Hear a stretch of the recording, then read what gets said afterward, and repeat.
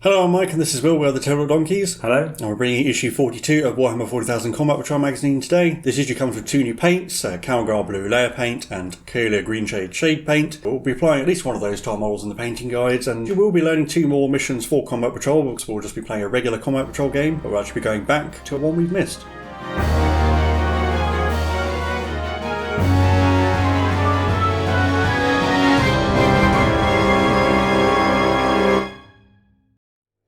So looking through the issue, first up we have the painting guide. Calgar Blue will have to wait for a later one, but we're only adding Kalia Green Shade today. Going over the flesh of the Orc Warboss, some of the tendrils on the barb gaunts, the sash on the farseer, and the smoke on the back of the Psychophage.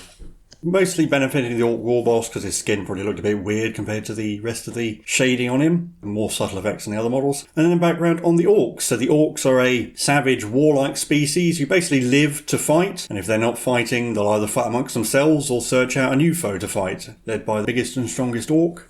While all orcs are brutish, savage, hulking green things, some of them are cunning enough to be able to create weapons and create some very strange and wacky things that somehow work, and some of them are even capable of strategy and tactics. And their entire culture revolves around either being at war or preparing for the next one. There's also something called the War. The War is the orc battle cry, and is basically their word for war, but it also manifests as a sort of strange energy that can occur when orcs gather together. So it can manifest from even small things like a fist fight or a squig eating contest, and it usually results in even more orcs being drawn to that location and effectively spiraling into an endless green tide of savage orcs looking for something to fight, and eventually you end up with orcs like Ghazghkull Thraka, who is the greatest orc war boss in the galaxy. And the power of the war can actually manifest through a type of orc called a Weird Boy, where it becomes a sort of psychic energy, manifests in weird and wonderful ways.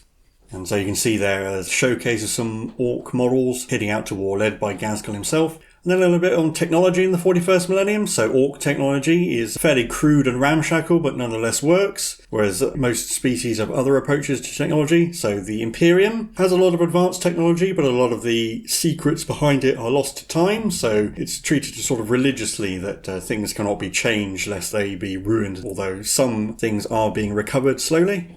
There are some extremely advanced alien races, such as the Necrons, who have living metal that repairs itself, and also the Eldari and the Tau, although there are some more low-tech Xenos similar to the Orcs, like the Kroot. And then you have the biotechnology of the Tyranids, which is strange and fairly unknown to the Imperium. And then another part of the Bonds of Honor storyline, Part 10, where Sergeant Askerton and the Silver Templars have crash-landed on a planet, although this eventually leads to the run-in with some Orcs. I can hand you over to Will now, where we'll be looking at a few new missions for Combat Patrol, and he'll take us into today's game.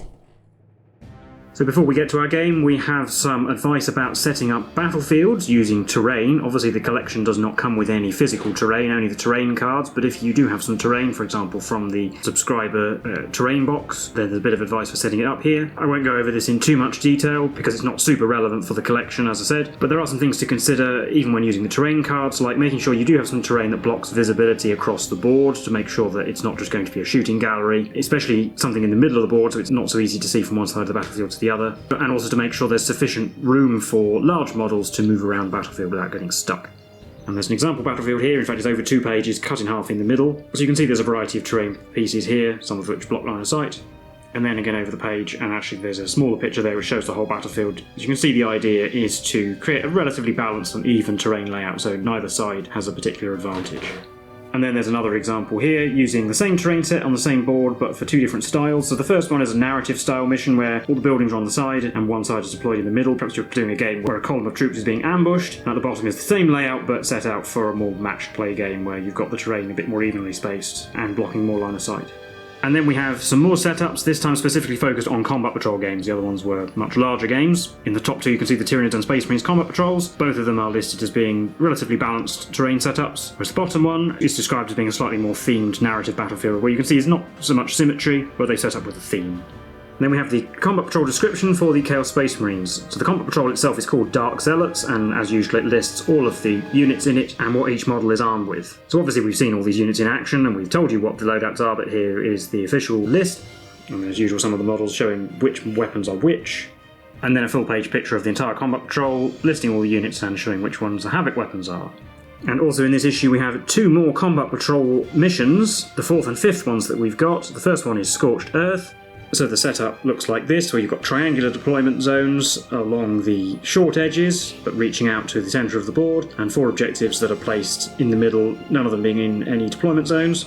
There's a mission special rule called Raise and Ruin, so at the start of a player's command phase, from the second round battle round onwards, if there are 2 or more objective markers on the battlefield, that player can select one objective marker they control, as long as it doesn't have any enemy units within 3 inches of it, and it's not the objective closest to their own deployment zone, and they can raise it and remove it from the battlefield. And that's relevant for the primary objective, which is called Raise and Ruin, so in the second, third and fourth battle rounds, the player scores 5 victory points for 1 or more objectives, 5 victory points for holding more than the opponent, and 10 victory points if they raised an objective this turn, and in the 5th battle round, the player taking the second turn scores at the end of their turn instead of in their command phase. And once again, there is a results matrix on the back where you can record the results playing this particular mission with all of your combat patrols. And then we have another mission called Sweeping Raid. The battlefield is set up like this, with deployment zones along the short edges, no closer than 12 inches to the centre of the board, and objectives placed, again as shown using the measurements here. So there is 1 objective in each player's deployment zone, and the objectives here do have letters associated with them, A, B, C and D. The mission rule is supply lines. If you control the objective marker in your deployment zone in your command phase, you gain an extra victory point on a d6 roll of 4+. And the primary objective is priority targets, where you score 5 victory points for each objective marker you control in the second, third and fourth battle rounds to a maximum of 15. That isn't scored in the 5th battle round. Instead, at the end of the battle, the attacker scores 5 victory points if they control objective marker C, which is the one further from their deployment zone but in no man's land, and 10 victory points if they control objective marker D, which is the one in their opponent's deployment zone, and the defender scores the opposite, so objectives B and A respectively.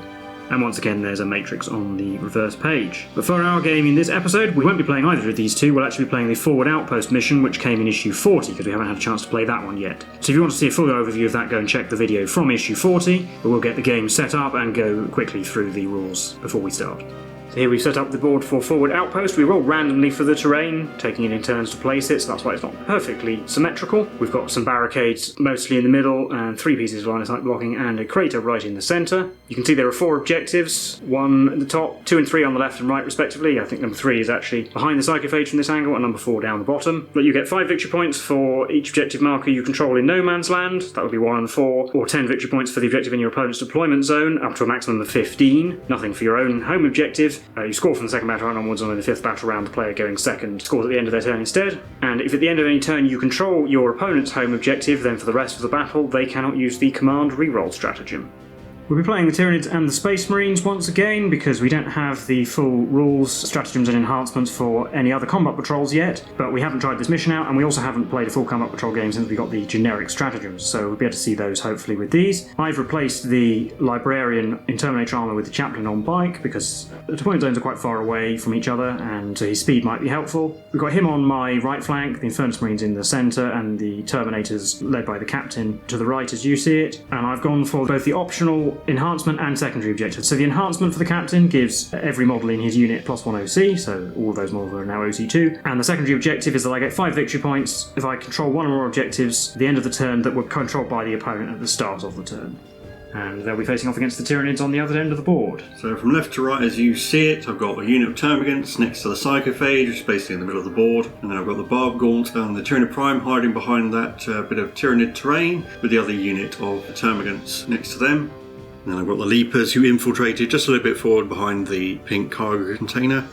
So I'll also be taking the optional enhancement and secondary objectives. So the optional enhancement is the Secretion Goad, where once per turn, if a friendly Tyranid unit is within 6 of the Tyranid Prime, when they're selected to shoot or fight until the end of the phase, they get +1 armour penetration on their weapons. And the secondary objective is Chitinous Tide, where at the end of my turn I score 5 VP if I control 1 or more objective markers that are within 6 of your opponent's deployment zone. So these are only going to be their home objective, but it's sort of extra points because that will deny them command reroll.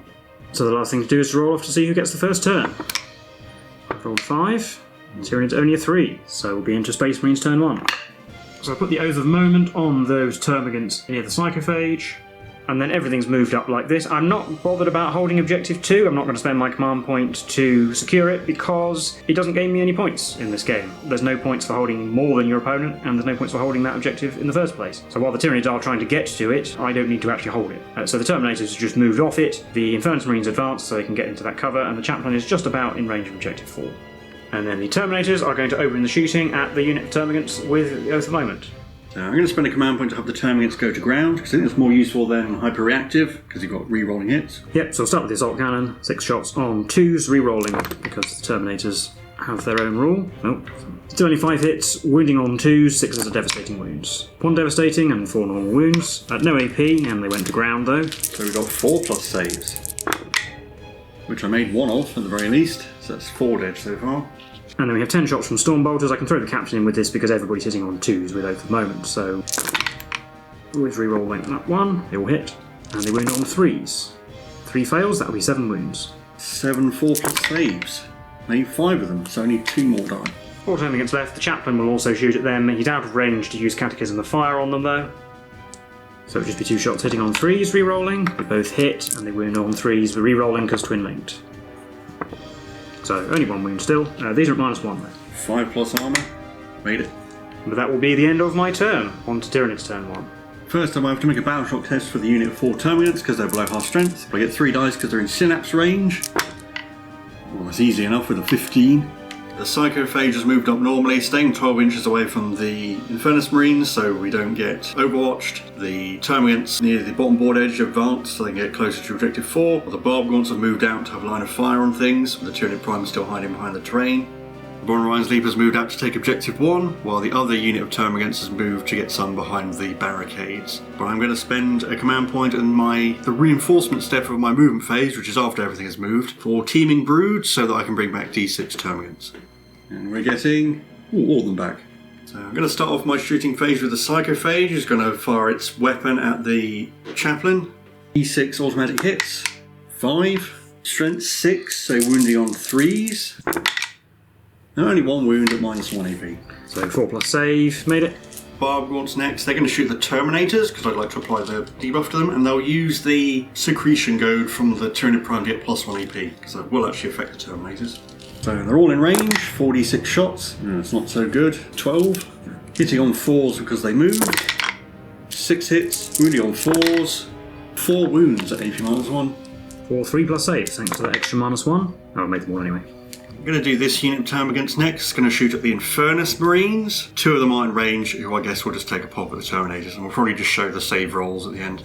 2 shots of the Terminators didn't do anything, and then we got 2 wounds on the Infernus Marines, and I did spend a command point for Gene-Wrought Resilience to make them -1 to wound. Didn't actually help in this case, but it doesn't matter, we've got 3 plus saves.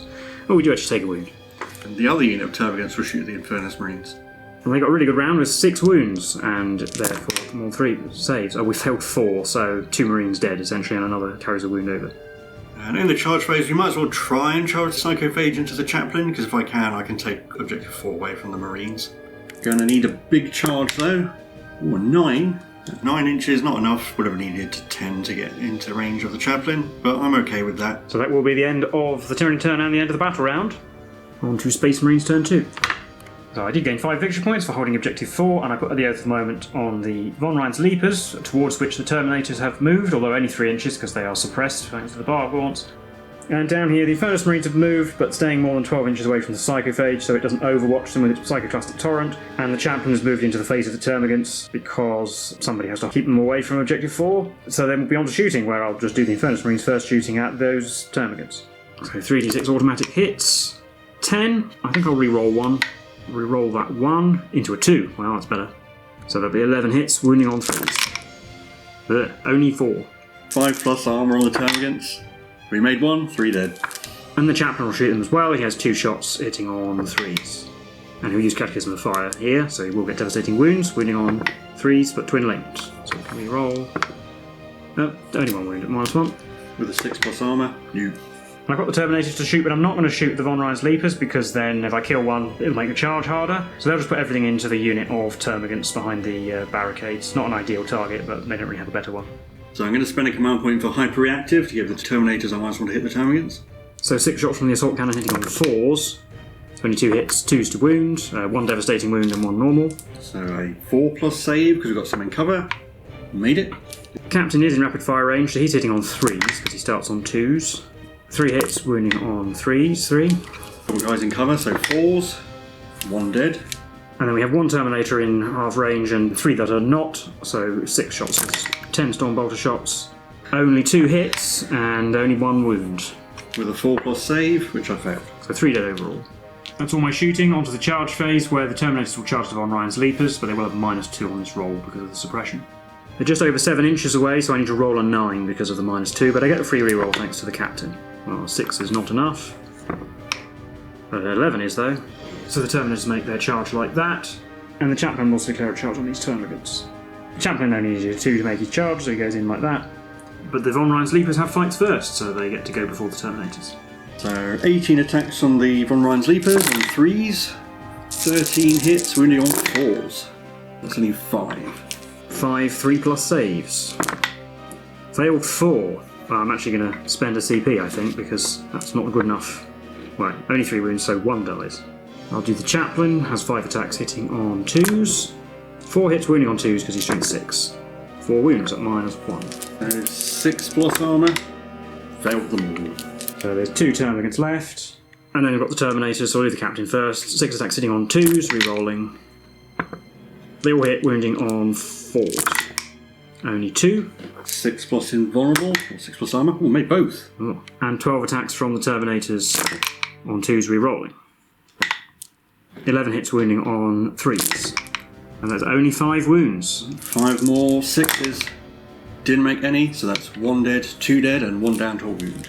So, with the 2 remaining termagants, they were too far away to pile in and steal objective 4. But they are in range to use the Secretion Goad from the Tyranid Prime, so I might as well, because it is a new turn. So they got 2 attacks on 4s. They got a hit. 5. No. So that's the end of my turn. I do gain 5 victory points because I did take an objective from the Tyranids this turn, as per my secondary objective, and will be into Tyranids turn 2. So I have some battle shock tests to make for the 2 termagants. They are in synapse range, so they pass. Whereas the lone Von Ryan's Leaper passes as well. So I don't hold any objectives, so I don't get any victory points, and I've moved the Psychophage over to objective 4. But I'm going to spend a command point to Overwatch with the Infernus Marines, because if I don't do it now, they'll probably be dead. 3d6 automatic hits. 11 hits, wounding on 5s.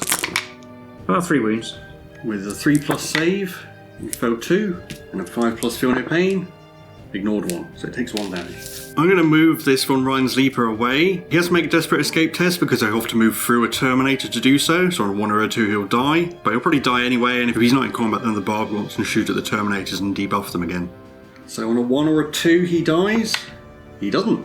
And then you can see the rest of my movement. The 2 termagants fighting the Chaplain fell back. Tyranid Prime moved to be next to the Psychophage so he can charge, and the other termagants advanced to get away from the Terminators essentially, and the Bargwant's going to stay where they are. So I'll start shooting with the Bargwants. 2 of them will shoot the Terminators because I definitely want to apply the debuff, while the other 3 will shoot at the Infernus Marines. So on the Terminators, we get 3 shots, hitting on 3s. Right, we hit, that's the important part. All hit, wounding on 4s, 1 wound. Save. And then on the Infernus Marines, that's better, it's 14 shots, also hitting on 3s. 9 hits, wounding on 3s. 5 wounds. 5 3+ saves. Failed 2, so wounded man dies, another one takes a wound. I'll do these 7 termagants, that'll shoot the Infernus Marines I suppose. 7-man unit of termagants shooting at the Infernus Marines as well. 2 hits, 3s, 2 wounds. Saved. Psychophage is going to shoot at them as well, with 3 hits, wounding on 3s, 2 wounds at -1. 4s, injured man dies, just 1 left. That's it for shooting, so we'll be on to the charge phase, where the Tyranid Prime will charge the lone Infernus Marine. And 8 is definitely enough. So that gets him into contact with the lone Infernus Marine, and the Psychophage is going to charge the Chaplain.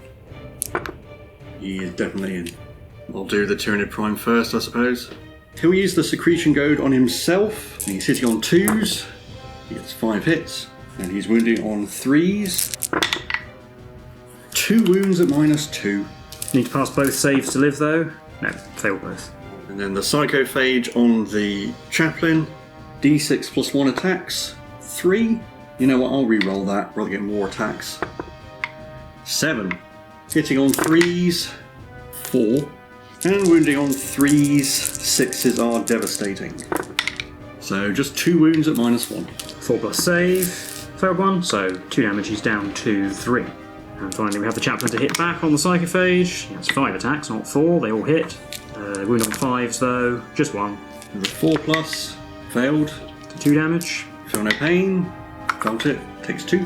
So that's the stage of the board at the end of battle round 2. On to Space Marines turn 3.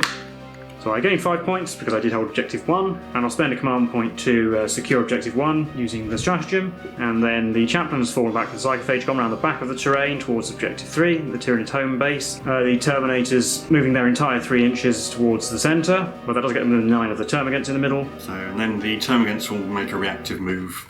So they get to move D6. 3.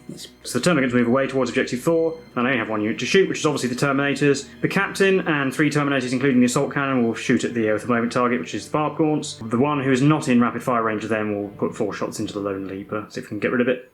So on the Leaper, there'll be 4 shots, hitting on 4s because it does have stealth. 2 hits, wounding on 5, so we did get a wound. 4 plus save. Saved. And then shooting at the Barb Gaunts. I'm going to spend a CP for go to ground. So the Assault Cannon has 4 shots on 2s re-rolling. They all hit, they wound on 3s, 6s are devastating. Oh, only 2 wounds, 1 of which is devastating. 3 plus save for that wound. Saved. And then 3 Stormbolters, including the Captain. Re-rolling the misses. Well, they all hit. Yeah, I think I accidentally re-rolled 2, but it doesn't matter. They all hit anyway. They're wounding on 4s. And the Terminators will declare a charge on the Leaper. I was hoping to be a bit closer to something else, but it's either an 11 or a 12 to reach other things. Still -2 to this roll, but they do get a re-roll. Well, they roll an 11 on the dice.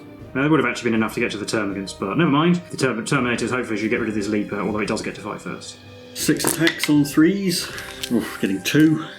4s. 1 wound at -1. You know, it did do a wound before it goes down. Captain only hits 4 times.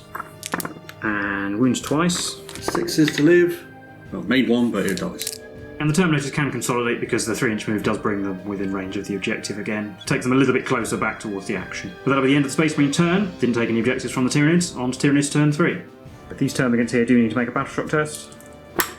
They fail. Well, they still get 5 because I've got more Termagants on Objective 4. So this unit of Termagants has advanced towards Objective 1 and can get in range just about. But I will spend a command point to overwatch them because they are going to take it from me. All the weapons together, being no AP, got 4 wounds in total, no devastating wounds. So 5 plus armour saves, lose 3 Termagants. So rest of my movement, the Tyranid Prime advanced, and he can get basically as far away from the Terminators as he can, while also holding Objective 2, so I'll take control of that. We'll also deny the Space Marines command reroll in the later turns. Psychophage is going to move around again to chase after the Chaplain, where the Barb Gaunts are moving out of the Psychophage's way. The 2 Termagants that were battle shocked are going to move so that they're 3 inches away from Objective 4. I hold the objective because the other unit was on it and they will sticky it. But then I'm going to spend a command point to bring back D6 Termagants on Objective 1. And they get 2 back. Do the Barb Gaunt shooting first. We'll do 2 at the Terminators and then 2 at the Chaplain to try and whittle down a wound. 2 wounds on the Terminators, which are saved. Apply the debuff to them. And 2 wounds on the Chaplain, with 3s to save. He's fine. The Psychophage will use his Psychoclastic Torrent on the Chaplain. Getting 5 hits. Wounding on 3s. Getting 3 wounds at -1. 4s. Takes another wound. My 8 remaining Termagants and 2 units will all just shoot everything at the Terminators. Well, they did get a wound, but it's saved. Finally, in the charge phase, the Psychophage is going to charge the Chaplain. A 5 is enough. Phew. So Psychophage gets in just to block off the Chaplain from getting to Objective 3. Goes first with D6 plus 1 attacks. 2. These hit on 2s though, because the Chaplain is actually below starting strength and half strength. So I got 1. And this wounds on a 2 as well, with 6s are devastating. It wounds at -1. 4 plus save. Oh, he dies anyway. I don't get any victory points because I did not hold Objective 1, the Termagants hold it.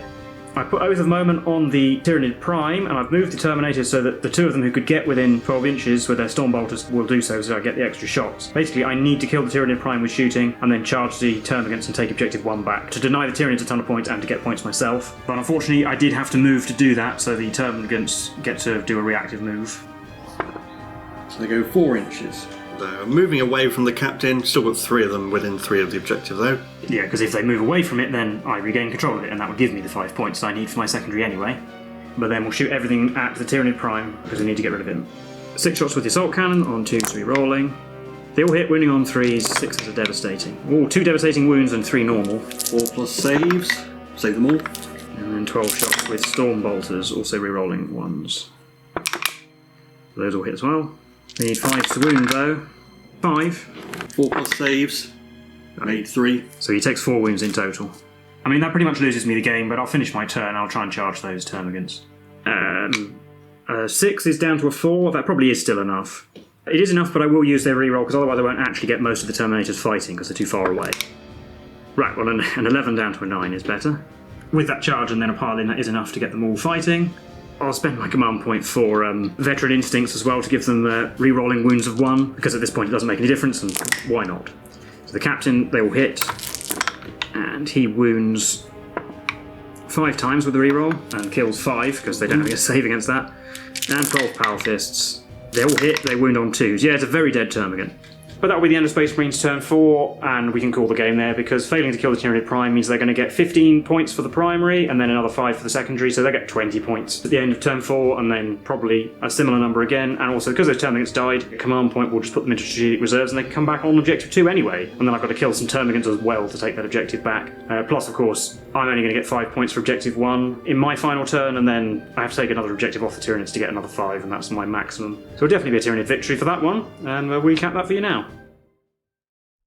So that was the game for issue 42 of Warhammer 40,000 Combat Patrol magazine. How did you think that went? Well, some of my stuff died, so it's not a perfect game, but I never felt like I was on the back foot, or even though I was sort of reacting to what you were doing, it didn't feel like I didn't have anything to react with. Well, you just have a lot more units than I do, and the Terminators are going to be in one place at a time, really. Yeah, so I was able to shut down the Terminators and kill off your other units, and that was it, basically. Yeah, and even though I was behind for most of the game, I was going to score so many points in my last 2 turns that it wasn't going to matter. Yeah, not scoring anything for your home objectives is different to all the scenarios we've done so far, because it does force you to move out. Yeah, the Space Marines do struggle a bit more, I think, with this board layout, just because it's further to go and harder to catch things that run away. But obviously that's much easier to do when you do have faster units, so partly why I took the Chaplain in this one as well, just because he's a bit faster. But even just looking at the way things are worded, the Teeming Brood stratagem allows me to put a unit of Termagants that's destroyed into strategic reserves, and that happens in the reinforcement step, so I think that does mean you can use that stratagem and then bring in the unit straight away. And once you get beyond turn 3, you can bring in strategic reserves on any board edge, which makes it very easy to bring it in on the home objective in this one. And coupled with the secondary objective I picked, means that I was basically going to get 15 victory points at the end of the game anyway, because I was going second as well. Yeah, I had to stop you getting anything onto that objective, and then in the end it came down to needing to kill the Tyranid Prime. But as you say, yeah, you could have just put some Termagants on it anyway. So I would have had to leave something back there to deal with anything that turned up, but I just don't have enough units for that. And the Infernus Marines obviously took 2 casualties before they could even shoot anything. That wasn't great, and even when they did shoot, it wasn't that effective. They probably should have overwatched the Tyranid Prime instead, not the Psychophage, because they would have damaged him a bit more. It would have screened off the area so he wouldn't have moved there, but then the Psychophage would have eaten them anyway. So yeah, just being able to slow the Terminators down to a 3-inch move and -2 on charge. They actually did roll some really good charge rolls this game, but they could easily have not done that and gone nowhere. Yeah, and I think if you'd given the captain the other enhancement as well, they would have been far less useful, because they've already been OC1. Yes, that enhancement and secondary objective do pair quite well together, because it is the Terminators who are going to be out taking the objectives in the first place. Obviously the downside of the Tyranid Prime taking the Secretion Goad is he doesn't get the Lone Operative and Stealth. Yeah, I think that you would have been better off with that enhancement in this game, because then you basically couldn't get rid of him on your home objective. Yeah, this enhancement makes him more of a support character and less able to go out by himself. Yeah. Although it does depend on what you're facing, because some things don't have such good shooting. Yeah, well, it's also the fact that a lot of your army has 4+ invulnerable saves, and the other half is still saving on 4. So your base save is so good anyway that some of the times it doesn't make any difference. It's probably more useful against, say, the Chaos or the Eldari Combat Patrols. It's quite good on the Barb Gaunts as well, just because of the number of shots they get. Strength 5 with AP -1, actually, because they can already threaten the Infernus Marines without that. So yeah, I guess it's helpful against the Terminators, I suppose. It means you might do some damage to them. Or I guess it make a decent combo with the Von Ryan's Leapers against something that doesn't have an invulnerable save. They get so many attacks and fights first that it would actually help them quite a lot. But I think personally I'd probably go for more survivability on the Tyranid Prime, especially in melee.